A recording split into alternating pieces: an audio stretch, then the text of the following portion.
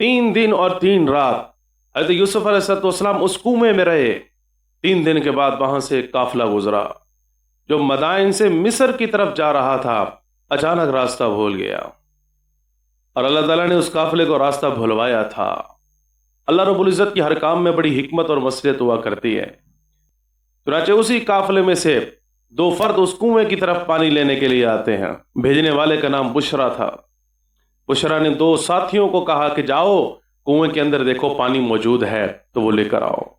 चुनांचे इस काफिले के उन 2 अफराद ने जिस वक्त पानी निकालने के लिए बर्तन डोल अंदर डाला तो हज़रत जिब्रील अलैहिस्सलाम ने हज़रत यूसुफ अलैहिस्सलाम को उस डोल के अंदर बिठा दिया और इस मंजर को उनके भाइयों का जासूस देख रहा था।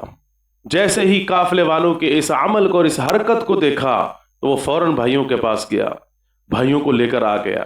अब भाई हज़रत यूसुफ अलैहिस्सलाम के साथ क्या मामलात कर रहे थे वो अपनी आंखों से देख रहे हैं। चुनांचे जिस वक्त डोल को खींचा तो वो देखकर हैरान हो गए कि ये तो बड़ा बेहतरीन हसीनो जमील नूरानी चेहरे वाला एक गुलाम है। और आवाज दी, या बुशरा, ए बुशरा, हादा गुलाम। नूरानी चेहरे को देखकर, हुस्न जमाल को देखकर बड़े खुश हुए। अचानक उनके भाई नमूदार हुए और आकर कहा कि यह हमारा गुलाम था, भाग गया था। हम इस गुलाम को बेचना चाहते हैं, अगर तुम खरीदना चाहते हो तो बोलो, और अगर नहीं खरीदना चाहते तो इस गुलाम को हमारे हवाले कर दो। हज़रत यूसुफ अलैहिस्सलाम के हुस्न जमाल को देखकर उन्होंने खरीदने का इरादा किया और कहा कि इसे हमें बेच दो। कितने पैसे? आम तौर पर गुलाम का जो रेट लगा करता था उस दौर के अंदर, उससे भी कम तरीन रेट और कीमत वसूल की गई।